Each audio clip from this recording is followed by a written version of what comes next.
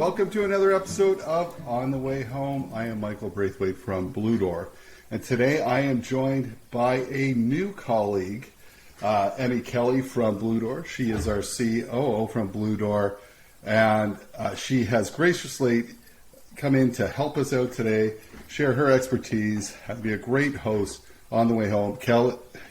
Emmy Kelly, welcome to the show. Thanks, Michael. Thanks for having me, and we are really looking forward to chatting today with a special guest. I'm proud to be working at Blue Door and grateful for this opportunity to be on the podcast, because it's an opportunity to highlight the work that people are doing, innovating around housing and ending homelessness, and that's really what the work of our organization is as well. So excited for this conversation. Yes. And just before we get to the guest, what's happening at Blue Door right now? I know there's a lot going on. Any highlights? You're right. There's lots happening, specifically because Omicron has hit really hard. It's hit a number of our staff as well as clients. So the team has been working hard to innovate and change up programs to keep everyone safe during this time. Along with that, we've been experiencing a lot of growth. And so we have all sorts of exciting new innovative projects in the pipelines, including more transitional units for our clients. We're continuing to keep people in emergency housing, especially during these very prolonged cold weather alerts, and a lot of other great programs in our three strategic pillars of housing, health, and employment. Yeah. I mean, you mentioned the cold weather. Right now, across our country, if it wasn't enough that our most vulnerable are being hit, and our staff with COVID-19, the new variant, we're also being hit with layers and layers of snow, which of course makes getting into work and for the most vulnerable who may still be outside dangerous conditions. But this podcast today, we have an exciting guest. I want to tell you all about our friend Mariana Gallo. Mariana is the program lead for World Habitat Awards World Habitat. Mariana is originally from Argentina and currently lives in the Netherlands. She's been involved in the work of World Habitat since 2012 in different capacities, so about 10 years. So this allowed her to learn from inspiring housing initiatives across the world and sparked her passion to continue supporting people to access decent housing. She has a background in international development and communications, where she focuses on innovation, knowledge transfer, and housing. She studied in Scotland, England, Brazil, and her native country, Argentina. She has previously worked in development and housing in Argentina, the UK, Kenya, and Malawi. Mariana, welcome to On the Way Home.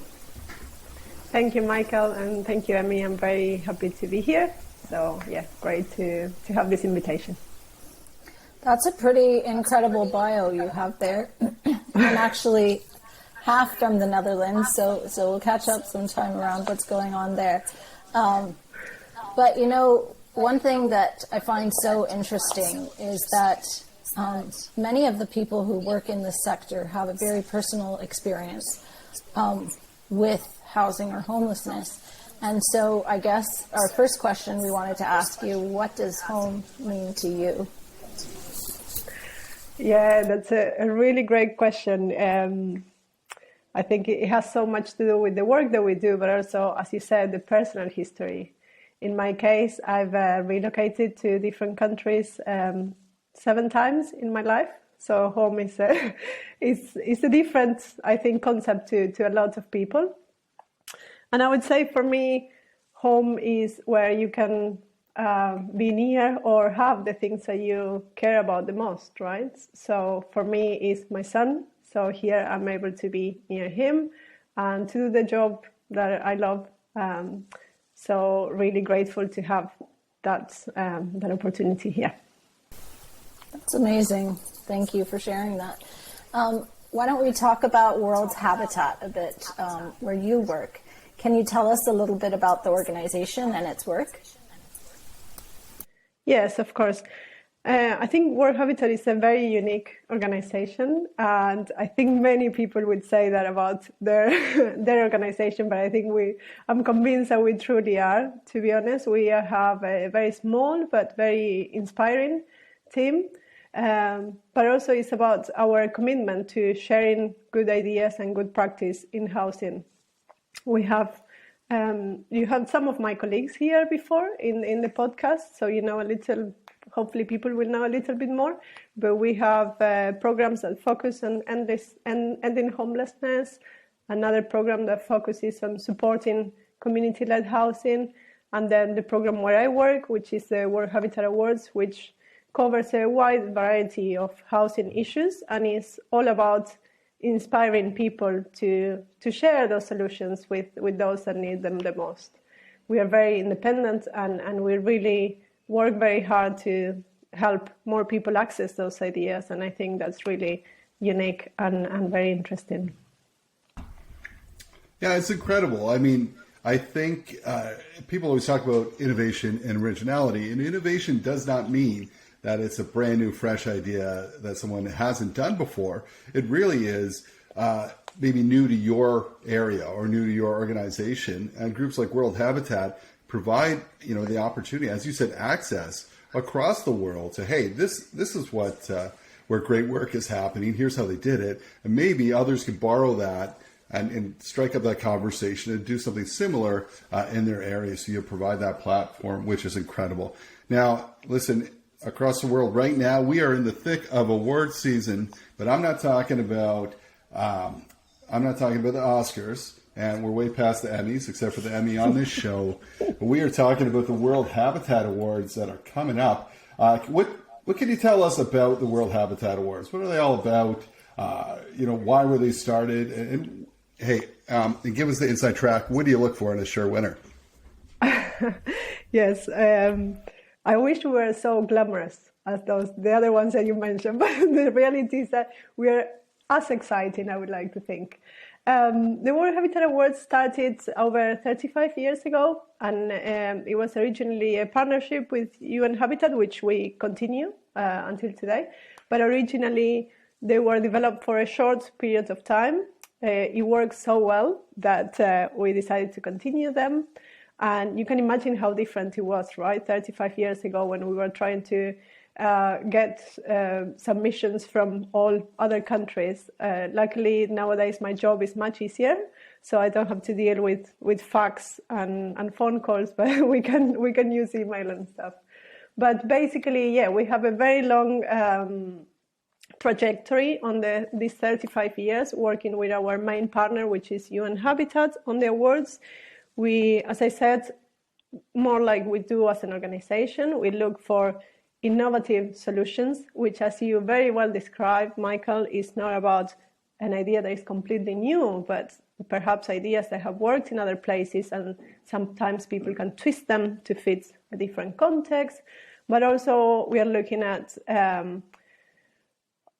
different ideas that are looking to promote the right to housing, so that are inclusive, that are affordable, and also, more importantly than other things nowadays, also that we are looking for things that address the climate emergency. And again, this can look very different from one project to the other, how they do that, but we are convinced that this is something that we can't not look into. So the more and more we are trying to see how the projects that apply are looking at environmental or sustainability issues as well. So those will be my tips for those that are interested in applying. The awards are one way to get sort of international visibility and recognition, but also we walk the walk when it comes to helping promote these ideas. And what we do is we work with those that win a gold award for a whole year to help them transfer those approaches to other places. I think that's what makes the World Habitat Awards very different to other awards that are there, that we really put a lot of, invest a lot on those winners and try to work with them for some time to help them expand and extend the reach and their impact.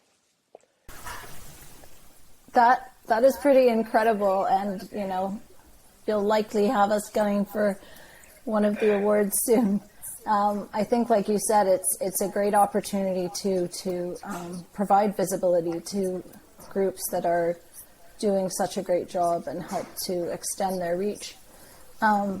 Just recently, you announced the 2021 winners, and I wanted to ask you about one winner, introducing community land trusts in continental Europe.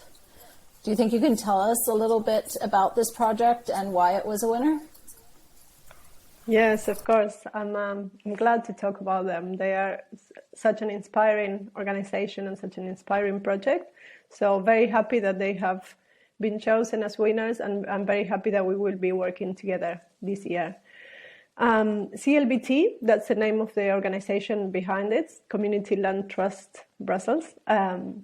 They have achieved, well, many things, but for us, what is absolutely incredible is that they are managing to provide affordable housing in what is one of the hottest housing markets in Europe, in Brussels. They work with groups that are very diverse. So the majority of the residents have a migrant background and usually would not afford to be in Brussels if it wasn't because of this project. So they are the kind of groups that are usually pushed out of the big cities.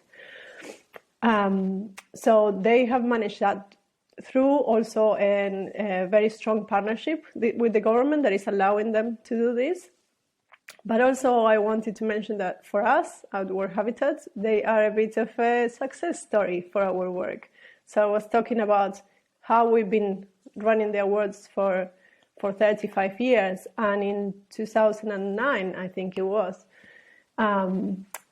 we had given an award to a CLT project in the US. And as a result of that, we took a group of people to see this project, and CLTV was amongst them. And there they learned about CLTs. They were convinced that that was a good model for them, and they decided to implement it in Brussels. So from the Champlain Housing Trust in Burlington, Vermont in the US to Brussels, it took a long way. And of course, there were a lot of other things had to happen in the meantime, but we are really happy to have been part of that trajectory for them today to be able to run this project in Brussels. But also another very important thing about them is they are incredibly committed to helping other groups as well in Europe, the same way that they were helped or exposed to this model.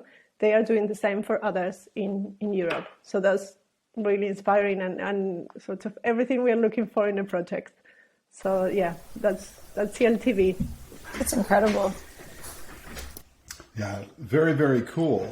And, hopefully we could, continue that path forward, right? So they learned from the US over to Brussels, maybe over to Canada, I might say, because we talk a lot in this show about community land trusts because we look at paths into affordable housing. Land trusts are really a huge way forward, and it keeps housing for the long term in a trust. So it's not just a kind of a flash in the pan. We're working right now in York region, which is north of Toronto in Ontario, Canada, to do something similar. So that's why we're very excited. But also on this podcast, like World Habitat, the idea is to create awareness, education, and share ideas that are working around the world. So I'm sure people will be eager to dig into that a little more, as we will. We'll be in contact too, as we set ours up. So that was one of the winners, but there are some great ideas and things happening. Can you tell us a little bit about some of the other winners?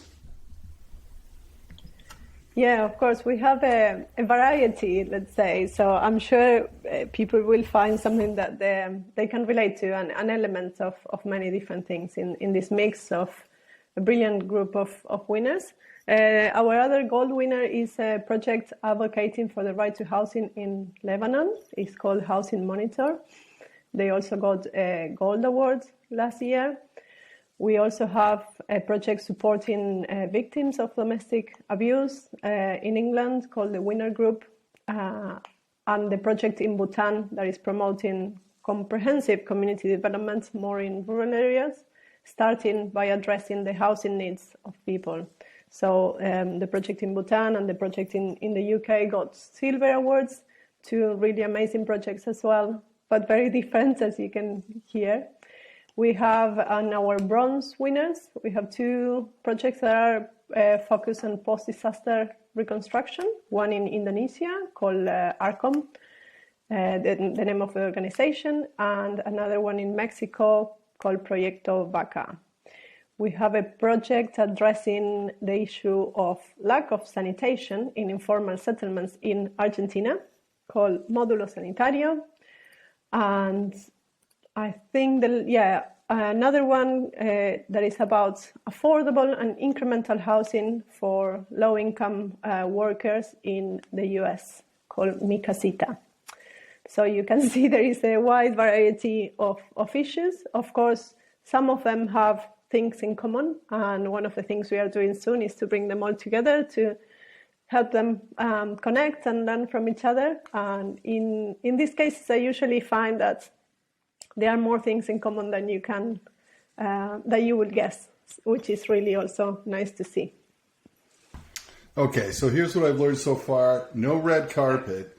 However, there are some incredible things that happened in 2021, gold and silver winners, including one in your hometown in Argentina, which is very, very cool. I'm sure close to your heart. But let's talk about 2022. We've got a new award season coming up. I think you can apply up to March 14th of this year. What are we looking for this year? What are you looking for in a winner?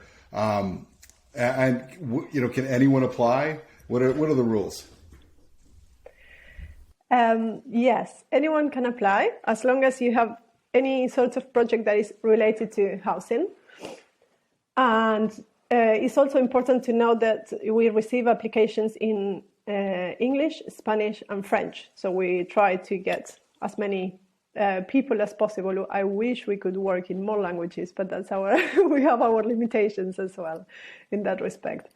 Basically, we are looking for housing solutions that are innovative. We would like people to have that interest in sharing because that's our added value. So if you are doing something that you're interested in sharing that ideas with others, then that is the place for you. But also as a way to get recognition for there's so many people across the world doing really amazing work and working really hard with very little resources. And we found that sometimes this kind of thing can get them the visibility and the recognition they deserve. I also wanted to mention that sometimes people are very modest and they think, oh, well, this is for super duper project. And we do invite people to apply even if they think they won't be able to win for two reasons. One, because they might, and two, because we also provide feedback along the way of the competition. So also you might learn some things about your project from the many experts that we work with that can also be useful. Even if you don't get the award, it might be useful for your own growth and reflection as an organization or as a project. I love this. It sounds like World Habitat is really embracing the concept of the strength of diversity as well as collective impact. So much of what you're talking about really resonates as we continue to work to solutions for the future. Mariana, I just want to ask, where can people go to apply and what's involved? I know we're getting detailed here, but I'm sure there's listeners who would love to know. Yes, no, that's a good point. I also should have mentioned that at the first stage in the competition, we only ask for relatively basic information of the project. So we want to make it as easy as possible for people to get the work into our attention. When we then spot and start selecting which are the best ones, then we do ask a lot of questions and do a lot of research. But initially, if you're not sure, you can just go on our website. You can see there the questions that we ask are already laid out. You can present your project. If you have any questions, you can email us as well. And then when we receive all the submissions, we start selecting and we go back to people and ask more questions where we need clarifications, or the things that we think might be more interesting we ask them to provide more info, etc.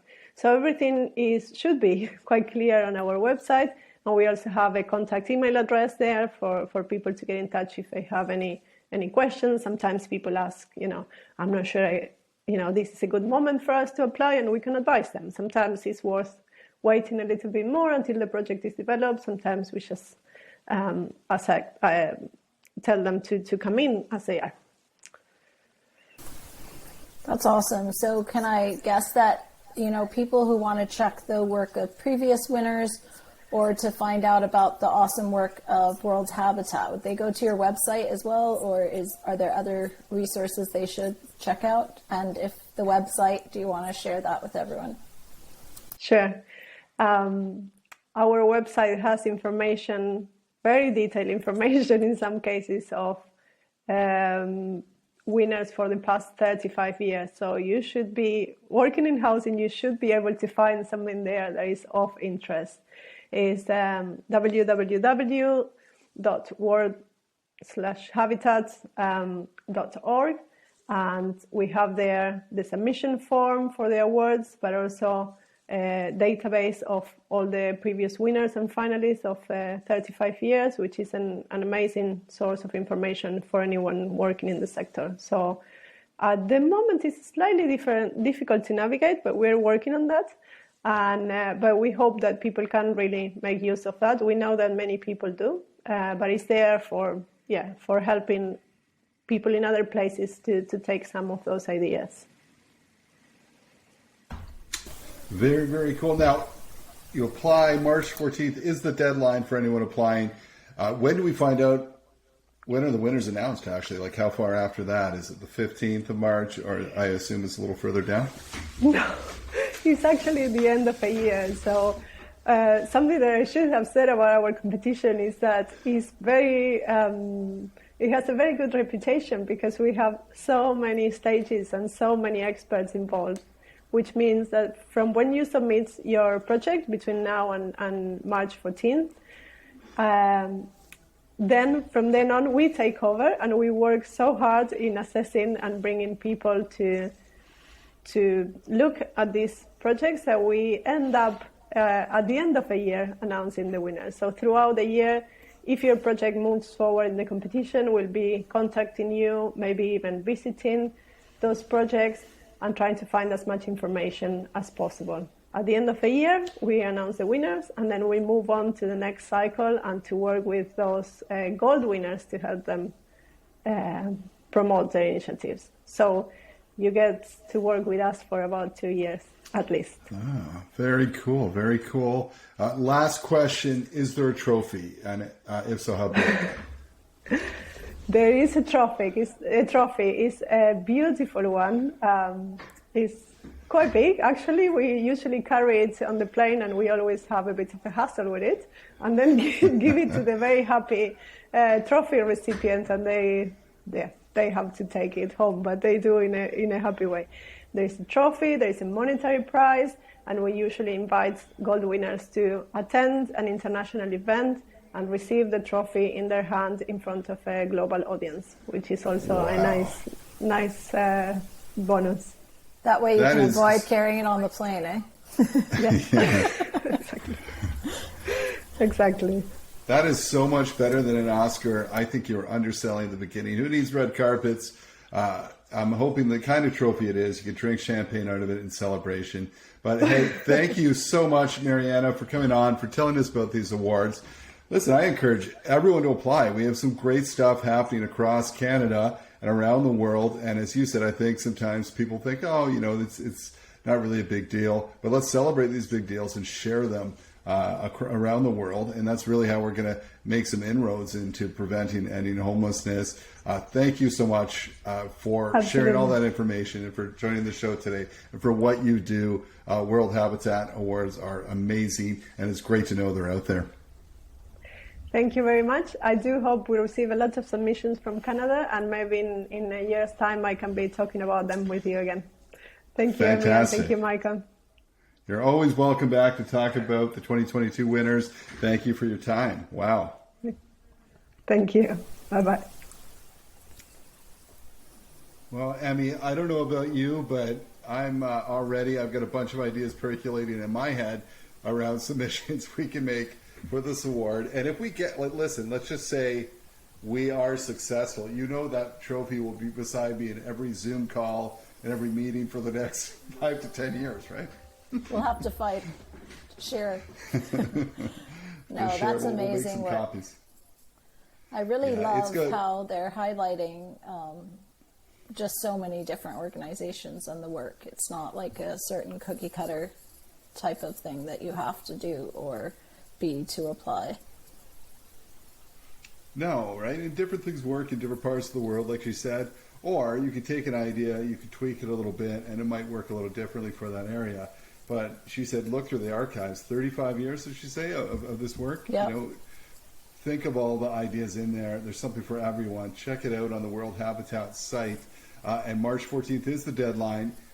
It's a pretty simple start. There's more involvement afterwards if you make it at different stages. But hey, I encourage, there's some great stuff happening. We've had great guests on the show talking about some of those ideas, whether it's 3D printed homes or community land trusts. Lots of great things happening. Let's get some of those Canadian ideas in there. And so we can have some great award winners to share throughout the world. What do you think? Absolutely. This is exciting. Let's do it. Well, listen, Emmy, one last thing. When she said Brussels, and she was talking about that community land trust there, I thought of what is known, the guy that is known as the Muscles of Brussels. Do you know who that is? Any guesses? No, Michael, I'm terrible at this stuff. And great opportunity to highlight that. Although my sister was born in Brussels, I have no idea who. Is she muscular? No, that's not her. Tiny. That's your first guess. It's actually Arnold Schwarzenegger is known as the Muscles from Brussels. Oh boy, I bet you Mariana knew that for sure. All right, well, listen, another great guest and a great co-host. Emmy, thank you so much for your time and talent. We will see everyone next time on The Way Home. Take care.